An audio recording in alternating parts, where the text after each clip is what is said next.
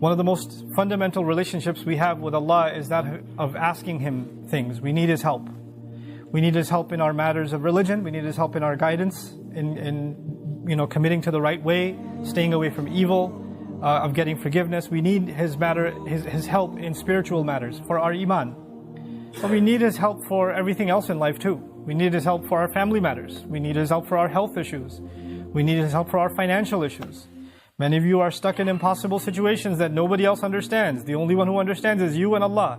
You even try to explain it to somebody else, they don't get it. They don't understand it. Only Allah can know what it is that you're going through and the trouble that it's causing you. And so all of us are in one state or another in some kind of difficulty. Allah Himself describes the reality of human beings. لَقَدْ خَلَقْنَا الْإِنسَانَ فِي كَبَدٍ.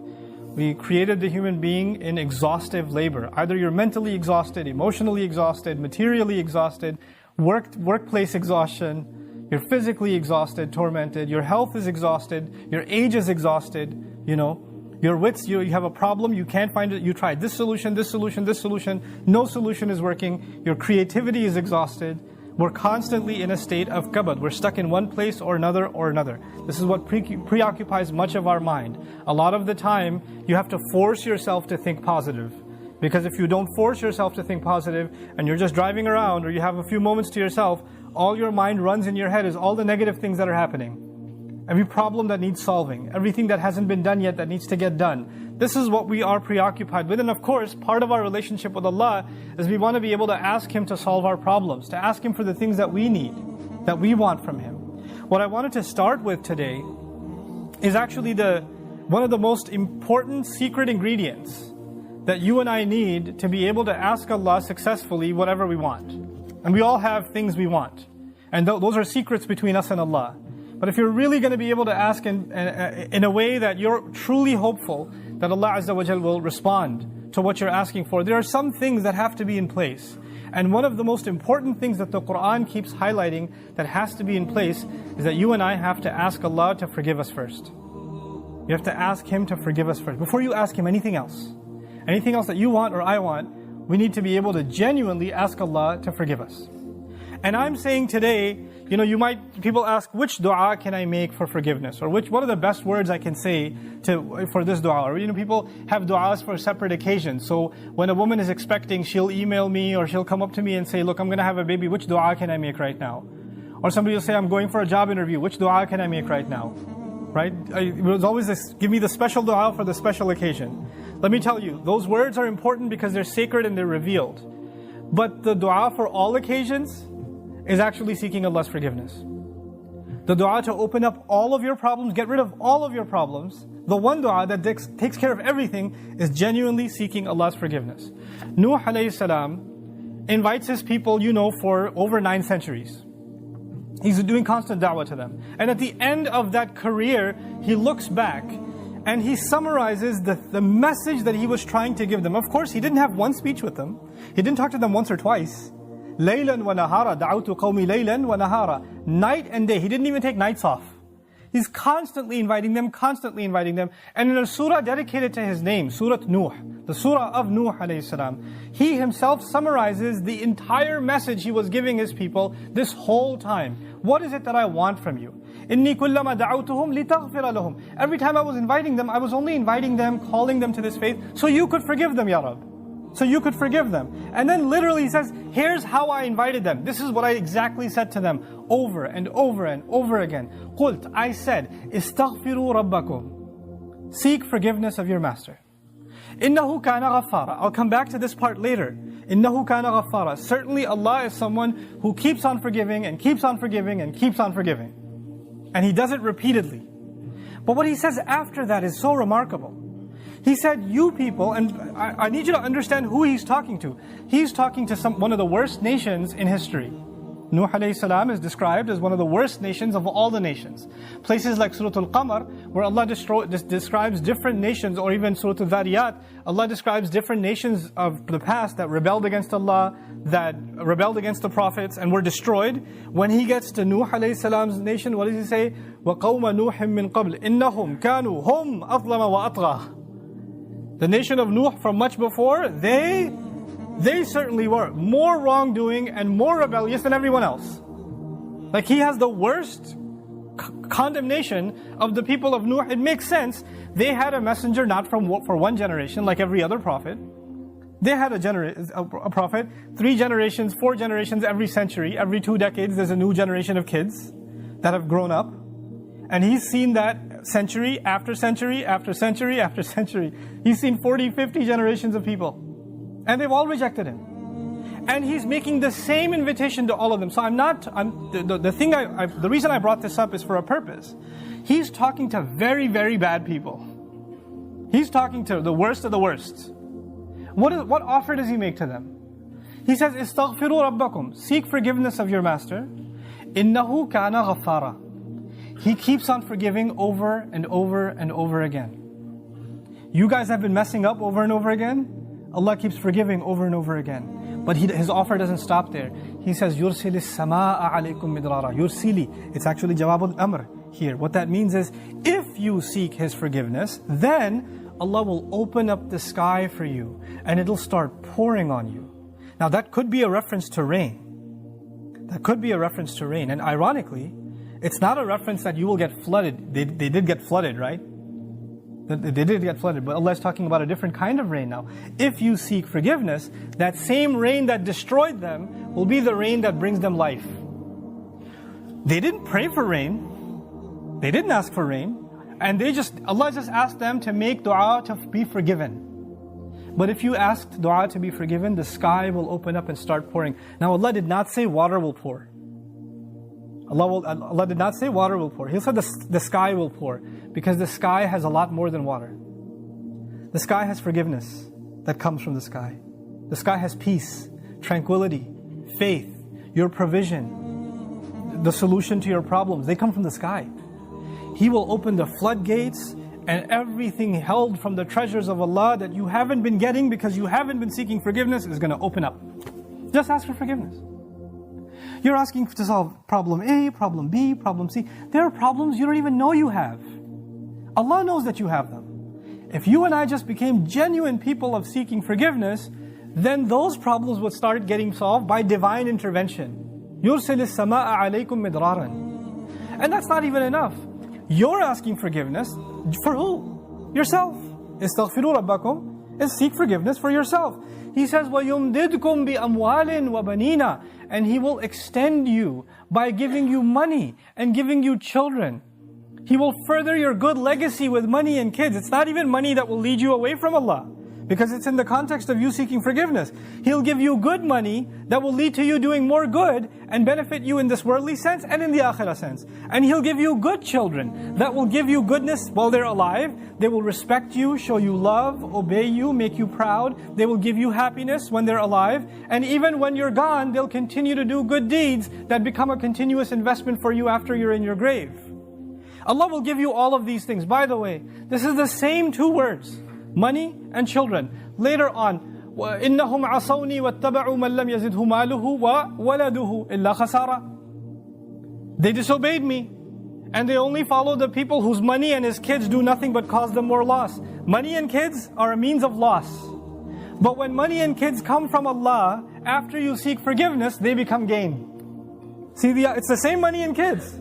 It's the same money and kids. The only difference is, now they have the blessing of Allah's forgiveness on top of them.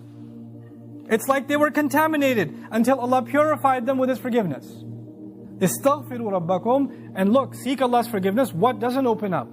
The sky opens up in ways you can't imagine. Guidance opens up for you. Understanding opens up to you. Your personal internal problems start going away. You know, anger, for example. Anger is a very hard thing to get rid of. Some people live a miserable life because they can't get rid of their anger. Something is eating inside of them and they're just not able to fight it. So much so that they recognize, I cannot get rid of my anger. And I bet Allah will not forgive me because I'm such an angry person. I'm not able to forgive. Sahaba were really angry at the battle of, at the occasion of Hudaybiyah. What did Allah say about the removal of anger? He said, أَنزَلَ السَّكِينَةَ فِي قُلُوبِ الْمُؤْمِنِينَ. He sent peace, calm, tranquility down from the sky into the hearts of the believers. Calmness doesn't come from you. It doesn't come from you and me. We can't calm ourselves down. Musa's mother was dying of nervousness, of fear when she was putting her baby in the water. And Allah says, لَوْلَا أَرَّبَطْنَا عَلَىٰ قَلْبِهَا. Had we not tied her heart and kept her strong. Allah made her heart strong. She's not capable of that herself. She's too scarred for that. She's too traumatized for that. Allah, there is such a thing as divine intervention that will help you heal. There are sins that you have, tendencies that you have. Some people are very tempted by fahsha. Some people are very tempted by their anger. They can't control their anger. Some people are overrun with greed, constantly thinking about money. They can't even help themselves. The solution to these problems comes from Allah. This is how the sky opens up. The sky opens up for things that are deep inside you, and it comes and it solves that problem inside you. It cleanses you, just like the water cleanses the earth. So يُمْدِدْكُمْ بِأَمْوَالٍ وَبَنِينَ. But that's not enough. He says, وَيَجْعَلْ لَكُمْ جَنَّاتٍ وَيَجْعَلْ لَكُمْ أَنْهَارًا. He'll put in place for you gardens. He'll make rivers flow for you. This is Allah's way of saying, what will I not give you if you just ask for forgiveness? You and I think when we ask for forgiveness, the only thing we're getting is forgiveness. Allah is telling us, when you ask for forgiveness, there is nothing I don't give you. It's almost like you can ask for other things, or you could just ask for forgiveness and everything's covered. Everything's included. What's left? Money, children, the sky's opened up for all of your problems, gardens, rivers, all of it's ready to go. And by the way, seeking forgiveness, we're learning now, you would think, normally a person would think, when they're asking Allah's forgiveness, then, it's going to help them in their akhirah. It's going to help them in their afterlife. These ayat are telling us, no, Allah is not only going to help you in your akhirah, He's going to help you where? In this dunya. Think about Hajj. The biggest motivation you and I have for going to Hajj and getting our Hajj accepted is that our past sins are forgiven. We get a fresh start. That's the reason you go. You literally go in the clothes you're supposed to be buried in. Even in Hajj itself, when we're going to make the march, ثُمَّ أَفِيضُوا مِنْ حَيْثُ أَفَاضَ النَّاسِ وَاسْتَغْفِرُوا اللَّهِ. Go where people go. Follow the people, follow the crowd, and seek Allah's forgiveness. Pour in and seek Allah's forgiveness. The essence of Hajj is seeking forgiveness. That's the purpose of it. That's the fundamental goal of it. And even in that, at the occasion of Hajj, what do we ask Allah? رَبَّنَا آتِنَا فِي الدُّنْيَا حَسَنَةً وَفِي الْآخِرَةِ حَسَنَةً. Every tawaf. Same dua, the dua from Quran that describes what you should do at Hajj. وَمِنْهُمْ مَنْ يَقُولُ رَبَّنَا آتِنَا فِي الدُّنْيا وَفِي الْآخِرَةِ رَبَّنَا آتِنَا فِي الدُّنْيَا حَسَنَةً وَفِي الْآخِرَةِ حَسَنَةً وَقِنَا عَذَابَ النَّارِ. Give us good in this life and the next life. In other words, give us the kind of good in this life that guarantees the good of the next life. There is such a thing. And you can get all of it when you and I are genuinely seeking forgiveness. Now, I've taken this much portion of the khutbah just to highlight the benefit, the purpose of you and I seeking forgiveness. But we still haven't gotten to how do you do it. Like, what do you do when you seek forgiveness? There's the artificial kind of seeking forgiveness, astaghfirullah, astaghfirullah, astaghfirullah, astaghfirullah, astaghfirullah, which for some people is so artificial, like Ali radiallahu anhu saw somebody doing it and said to him, your istighfar needs istighfar. Right? So, because it's just rolling off your tongue. I want to tell you there are some things that keep you and me from seeking Allah's forgiveness. It has to do with expectation. Some people deep in their mind have internalized that I have done way too much messed up stuff. Allah probably doesn't like me very much. Some people even go as far as to say, I've heard them say, Allah hates me. Allah hates me. Allah doesn't like me.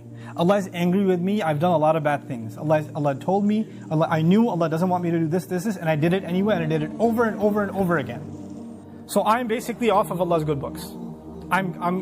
My prayers don't mean it. And when people internalize that, you know what they do? I'm a bad person. Could you make dua for me? Because I'm disqualified already. So you need to make dua for me. Because I'm hoping at least Allah will listen to you. Maybe I have a chance. Because there's no way He's going to listen to me. You seem to have a much better connection with Allah than I do. Let me take you back, short reminder. Who was the offer made to by Nuh alayhi salam? Did Nuh alayhi salam make this offer to people that spend their entire night in the masjid and go to Hajj every year and fast and do? Nuh alayhi salam was making this offer to one of the most rebellious nations on earth. Continuously rebellious. And he said, if you can just come ask forgiveness, not only will Allah give you forgiveness, He'll open up the world for you. In other words, you don't get to write yourself off. You don't get to say about yourself, I'm too far gone. Seeking forgiveness is not for you, maybe for somebody else, but I'm a lost case. I'm a terminal case. I'm beyond hope. I'm already done for. If anything, my mom will make dua for me. Or this one will make dua for me. And this is where shaitan comes. Shaitan uses that. When shaitan, he takes advantage of the hopelessness of people, and that's one of the doors to shirk. You know that? One of the doors to shirk. Why? Because then religions come, false religions come that say, you're too messed up, let Jesus forgive you. You be good to Jesus, He'll take care of God for you. You know? He'll be in between. Or somebody will else come, they'll place somebody else in between. Somebody said, this saint, go to his grave. Go ask him, be good to him, put some chocolate in front of his grave, and he'll ask Allah to take care of your problems. Because you're too messed up. You can't deal with Allah, He's too angry with you. He, however, was in Allah's good book, so you go through him. This is how shirk opens up. In other words, the essence of our direct connection with Allah, which is what Iman is, which is what Tawheed is, which is what La ilaha illallah is. The essence of it is you get to ask Allah directly for what you need. And I'm telling you, I'm reminding myself, the thing we need the most, because it will take care of all of our needs, is seeking forgiveness. Now, there's a seeking of forgiveness by the tongue, and there's a seeking of forgiveness by the heart. Human beings tend to be defensive. If I criticize you for something, hey, I saw you said that. Why did you say that? I didn't mean it like that. You don't understand what I was going through. Excuse me. You don't even understand the whole story. Hey, I noticed that you did this. You get defensive immediately. بَلِ الْإِنسَانُ عَلَى نَفْسِهِ بَصِيرَةٌ وَلَوْ أَلْقَى مَعَاذِيرَهُ. Human beings have good view of themselves, but they make lots of excuses. They keep throwing excuses. If you're going to seek Allah's forgiveness, you have to find a time, and it doesn't matter if you don't know Arabic, and you only know Punjabi, and you only know Bangla, or Bahasa, or English, or Urdu, it doesn't matter. You speak to Allah, and you genuinely admit to Him what you've done wrong, and don't make excuses. It's really hard to do that. Because even when you stand in the mirror, you lie to yourself. You tell yourself, I'm not that bad. I have reasons for what I did. I have justification. I've been through a lot. But when you're going to come in front of Allah, you have to forget about justifying. Because all of your justifications, He knows them already. He knows what you were going through. He knew it was a tough time. He knew that this was overwhelming you, that was overwhelming you. I was under a lot of stress, Ya Rab, that's why I drank. Don't give Him the reasons. He knows your reasons better than you do. You need to come to Him openly, without any filters, without any hesitation, with no guard, with no shame. Like you're embarrassed to even admit this to anyone, but until you completely, openly admit to Allah how messed up you've been and how you've messed up, completely openly. And as you do it, let me tell you, as you start verbalizing those things, I would be hard pressed to think tears are not going to roll down your eyes. It's impossible for a human being to open up so vulnerable before Allah, before anyone, and especially Allah, to open up so much and then not believe, not have tears roll down their eyes, because it's a moment of weakness. To the world, you have to show yourself as strong and confident and you're just fine. Everybody sees you and thinks everything's okay. But the only one who gets to know nothing is okay, there's a lot of problems, is Allah. And you have to open up to Him completely, and then you're going to be in a position to ask for forgiveness. Then you get to beg in sajda. Then it turns into something else. Then it's not just astaghfirullah, astaghfirullah, astaghfirullah. It's a real conversation with Allah. It's a real confession with Allah Azza wa Jal. That's a powerful, powerful thing. Try it for yourself. You have to find time alone to yourself. You have to make sure nobody else is listening. You can't even do it in the middle of the night. You get up from the bed, the wife is still in bed, you sit on the side of the bed, Ya Allah, forgive me, and she's listening. You can't do that. Be in the car by yourself. Doesn't matter. Be somewhere alone. This is just your time with Allah. Your alone time with Allah. And verbalize it. Hear yourself say it. There's one thing to just whisper it. And if you're just going to memorize a bunch of du'as in Arabic and you don't even know what they mean, and just recite them, if you're going to keep doing that, and those du'as are beautiful, they're powerful, but if your heart isn't speaking them, your tongue is speaking them, then you're not seeking istighfar yet. May Allah reward you for the dhikr that you're doing, for every harf that you're reciting, but that's not istighfar. Istighfar is something else. And when these tears come down, when this starts opening up, then the sky opens up. That's when that opens up. There's a connection between those two things. The last thing I want to share with you, just having hope with Allah. And for some people, it's very hard to accept that Allah will actually listen. They've been going through a problem for a long time, and they start assuming Allah is not listening, Allah doesn't care. What's the point of making dua anyway? The first thing is the greatest gift you will ever get from Allah. You know what it is? It's forgiveness. That's the greatest gift you'll ever get, whether you realize its price or not. Everything else that Allah says He will give you is an added benefit. Everything else. Now, let me give you an example. I have kids. Let's say one of my kids made me very upset. He did something wrong. I got very angry. You should not have done that. You should not have spoken like that. I can't believe you did that. And I scold him. Now that I scold him, he goes home, he goes back and he was drawing something for me. He was making me a card. Abba, I love you. And here's a house I drew or something. He drew something beautiful for me. And when he drew it for me, who's he supposed to give it to? He's supposed to give it to me.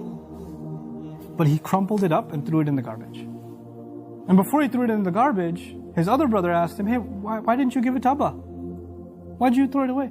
Abba's so angry at me, he doesn't care about that. He doesn't really care. He doesn't love me anymore.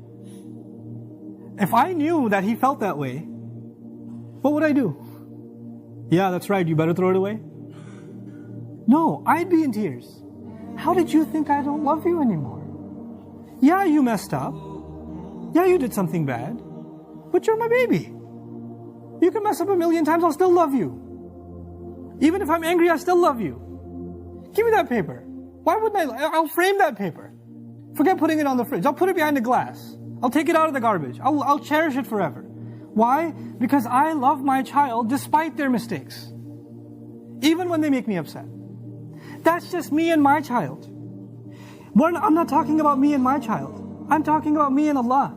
I mess up with Allah. I make mistakes. Allah doesn't even scold me. He didn't strike lightning from the sky. He didn't push me into hell. He didn't make my heart stop beating. Every time I lied, I didn't develop an inability to speak. Every time I ate something haram, my hand didn't become paralyzed. It didn't happen. Every time I looked at something haram, I didn't go blind. He still kept giving. He still kept providing. And I started thinking, well, Allah doesn't really love me anymore. We used to be good, but now that I'm bad, the love is gone. So what's even the point of making dua to Allah? Nobody will love you like Allah does. Every ounce of love I have for my child, every ounce of love you have for your child or you have for your parents, that love is only a fraction of something Allah put in you. You're not capable of loving anyone. The love we have is actually revealed from Allah. It's a gift from Allah. And if that's a little fraction of the love between two of Allah's creations, we can't imagine the love Allah has for us. Don't let anybody tell you otherwise. The only one who believes Allah hates him and that's it, their story's over, is shaitan. He believes it. There's no reason for him to ask for forgiveness because he's a lost cause. He's accepted that about himself. If you accept that about yourself, whose footsteps are you following? Think about that. If Adam alayhi salam was in Jannah, you couldn't have a better home than Jannah, and he made a mistake. And Allah Azza wa Jal put him on the earth. If he starts believing, I have been given such a huge demotion, Allah is so upset with me, He brought me all the way to the earth, how can I ever speak to Allah again? After I've disappointed Him so much. One of the first things, Allah taught him what to do. How to fix his heart. رَبَّنَا ظَلَمْنَا أَنفُسَنَا وَإِن لَمْ تَغْفِرْ لَنَا وَتَرْحَمْنَا لَنَكُونَنَّ مِنَ الْخَاسِرِينَ. You could be in a really good place and you fell to a really bad place. Compared to Jannah, dunya is nothing. He went from Jannah to dunya. And as far down as he came, he's still just as close to Allah. Just those words are enough to connect him to Allah. Don't give up on dua. Make this coming month, even from now, preparation, how you're going to make genuine dua to Allah. Know that Allah will listen to every one of your du'as. Ujibu da'wat ad-da'i idha da'an is an announcement of Ramadan. I immediately respond to the one who calls on me whenever they call on me. And that's the promise of Allah. And the number one dua you make, number one dua I make is going to be for forgiveness. May Allah Azza wa Jal make us a people of genuine forgiveness. May Allah Azza wa Jal make our hearts feel the desire, the earnest desire to seek His forgiveness. May Allah Azza wa Jal bless our hearts to move our eyes to tears. And may Allah Azza wa Jal open up the doors of His rizq and His solutions to all of us that seek His genuine forgiveness. One last thing I'm reminded of, I know I'm over my time. Allah says about nations that He won't destroy. You know? There are nations that deserve to be destroyed, and Allah wouldn't destroy them. You know why? Because among them there are people who still seek forgiveness. just because there are some people who still seek forgiveness. Allah wouldn't destroy some people, the entire nation. Become people of istighfar. May Allah protect all of us. Barakallahu li wa lakum. Assalamu alaikum wa rahmatullahi wa barakatuh.